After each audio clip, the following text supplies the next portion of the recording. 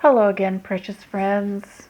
As you can see, I'm still not feeling real well. This, for those of you who know, this headdress means that I am suffering from an episode of cervicogenic headache, which is something I suffer from periodically because I have a very small, very slight malformation in my cervical spine. And of course, when I'm feeling not very well, it tends to crop up more frequently. And if there's any sort of rising amount of inflammation in my body, it gets more frequent. But anyway, ice packs on the back of my neck are the most effective treatment. And I do have to go to work today eventually, so I'm hoping that I can get this under control before I have to go to work. Anyway, the reason I decided to go ahead and make a video today is because along with, my situation from the last video where I had a, PTSD style flashback event at work, and it really took the wind out of my sails. Now I have very little doubt that this particular headache is related to that whole thing. But anyhow, when I get this way, I really crave bread. I know that bread is not good for me, and I have been known to partake occasionally, but I want it to be something that I've planned. I really don't want it to be something that I cave into from a craving perspective, because I just really feel like shit. I find bread extraordinarily comforting, despite the fact that I've come to learn that I don't tolerate gluten real well at all. I don't have overt reactions like people with celiac or Crohn's disease might have, but I definitely have discernible reactions to it. But even so, there's something about bread that's, in my case anyway, really, really addictive. And because I'm craving bread so much, I wanted to show you what the exercise that I talked about in a couple of my last videos, the mindfulness exercise, looks like when someone's doing it.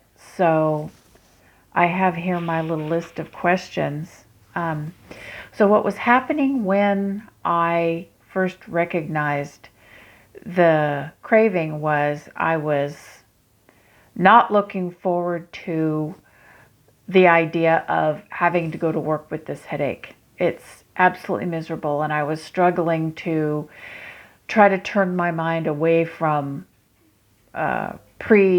anticipating a bad day at work, so to speak, which is easy to do. You wake up with this kind of a headache and you know it's difficult to get it to go away, and it's really easy to sink down into, oh my God, work is going to suck. I'm going to have a horrible day at work. And of course, the more you hang around in that frame of mind, the more likely it is that you're actually going to. So I was trying to divert my thoughts. And I realized at the same time that I was beginning to get hungry, and that it was getting around the time where I would ordinarily be feeding myself prior to a day at work. And I just didn't want to get up and get anything. And at that point, it really hit me. God, I would just love to eat some bread right now. And I thought, I just saw a video, because I require myself to watch a certain amount of what is called food porn, based on the recommendations of my coach. because that's one of my triggers. And if I can learn to watch cooking videos of food that looks really, really yummy, that I really, really know that are not good for me to eat, then that helps me, be stronger in the face of overt temptation. I don't want to protect myself too much from those sorts of triggers. So I remembered seeing a video of a really quick and easy way to make flatbread using yogurt, and it really looked interesting, and I thought, yeah, maybe I'll try that sometime when I'm feeling strong. And I have 10% fat Greek yogurt in my refrigerator right now, and I also have a small bag of flour because I do use it once in a while for very few things. Interestingly enough, I use it for seasoning. I will toast it really, really dark brown in a roux and just use small amounts of it, like a tablespoon or two in an entire recipe, because it creates a really, really unusual seasoning, and it adds a negligible amount of starch when you're using only that much in a whole recipe. And ordinarily I find it quite acceptable for my way of eating. But anyhow, I realized I had the yogurt and I had the flour in my cupboard, and the recipe looked so easy. It would take me, maybe 10-15 minutes to have hot bread, and that was tremendously tempting.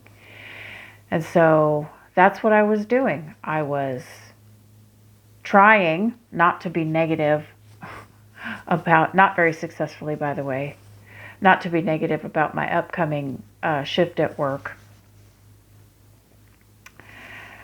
And I was frustrated and bummed out at the thought, and a little bit frustrated with myself for having so much trouble turning my attention in more positive directions, such as trying to tell myself, yeah, you have enough time before your shift to get this headache at least under control to where you can reasonably tolerate it before you go to work.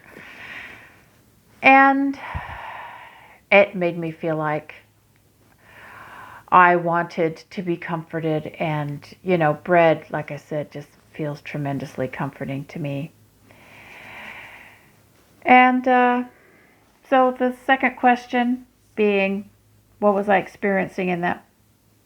What emotions I was experiencing were frustration and depression and a looming sense of tragedy. The next question, will indulging in the behavior resolve the issue, or will it merely resolve some discomfort temporarily? Well, I know the answer to this one. It's going to resolve some of my emotional discomfort, and it very likely will make my physical discomfort worse. So it's a non-starter, really, as far as my logical brain goes. But I still, really, if I had it really right in front of me and it was hot and I was smelling it, it would be really, really difficult to choose not to eat it. My little brain can make up all sorts of reasons why. Yeah, it'll be okay. It'll be okay. Just don't think about it, and maybe the worst won't happen. Yeah, right, whatever. Anyway, just talking out loud about it is very, very helpful. And this is one of the reasons why I encourage people to do these sorts of things out loud or write them down, because getting the thoughts out of your head where you can see them and they're not just circulating, it actually turns on different portions of your brain, and you can actually, cognitively experience the thoughts differently once they're out of your head and you're reading them back to yourself or listening to yourself say them again. It really does make a difference. I can't stress that enough. Hello, my little wiener dog has just entered the room. He's wondering what's going on. Anyway, so yeah, it'll help me feel better for a very, very short period of time. My tummy will be happy for a very short period of time, and my mood will go up for a very short period of time before it comes absolutely back down again. It's not going to resolve anything. It will, in the long run, make the situation worse. It will lessen the likelihood, actually, that I will be able to get this headache managed appropriately before I have to go to work. And is the outcome more likely to be better if I put off the discomfort by indulging in the behavior, or if I decide now how to manage it and get it over with? Well, I think you all have pretty much, any of you who are watching, have figured out what the answer to that is. I've just answered it just a minute ago. It's not going to help. It's not going to make things any better. I'm going to have 5, 10, maybe 15 minutes of comfort and satisfaction, and after that I'm very likely going to feel like, holy crap, why did I do that to myself? Now I just have an even harder time getting on an even keel before I go to work, and like I said, the chances of me actually not getting the headache under control just go up. So that's what the exercise looks like. Now, do I not want the bread anymore? No, I still want it, but having done this and having talked out loud about it really does make a difference with my capacity to say, no, I'm not going to do it. Mindfulness, it's just going to make things worse. It's not going to be worth it, and I know that. But if I can avoid, my little addictive brain wants to avoid thinking that far ahead. It wants to avoid thinking about the next step. It just wants to go, yummy, and grab onto it. And it wants to stop the rest of my brain, my higher brain, from thinking through the situation. And the more often you do this exercise and force yourself to sit down and think through the situation, the less likely your primitive brain is going to be able to just latch onto you and lead you through that process of just succumbing. That's what it wants. It wants you to succumb to what it tells you to do without any resistance and without creating a logical chain of events as to what's likely to happen if you indulge. And the more often you do that, the harder it is for that primitive brain to actually get a hold of you in that manner. So anyway, that's what the exercise looks like. And I am going to pair that with the planning exercise, which we talked about in just this immediately last video. The mindfulness exercise is, I think, 2 videos ago or 3 videos ago. And so I'm going to pair it with the planning. I'm going to tell myself, okay, today is not the right day because you have to go to work. But next week, when you have a day off and you don't have to worry about going to work, so that you can opt to deal with the negative physical aspects of actually eating bread. If you still want to try that recipe for the yogurt bread, we can make a small amount of yogurt bread, and I will decide how much that is. Maybe half a cup of flour's worth. That's like 1 serving. Maybe 2 servings. Maybe I'll offer half of it to my hubby. He's known to enjoy hot bread, and it doesn't bother him as much as it does me. So he has a bit easier time just eschewing it after he's had his portion or whatever. But I will tell myself I will make a small amount, 1 or 2 servings of the flatbread, and I will give myself, and we will decide to eat it on a day when I don't have to go to work, and I will be able to deal with the physical consequences of having eaten the flour or the bread. So we will do that next week. If any of you are interested in a video of the bread recipe, please let me know, and I will go ahead and film that. But that's the exercise. That's what you do. That's what it looks like. That's what it feels like. And it really is really powerful.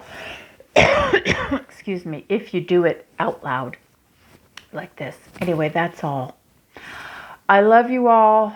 I wish you peace, love, and meat. Pray for my head. And I will talk to you again very, very soon. Bye-bye.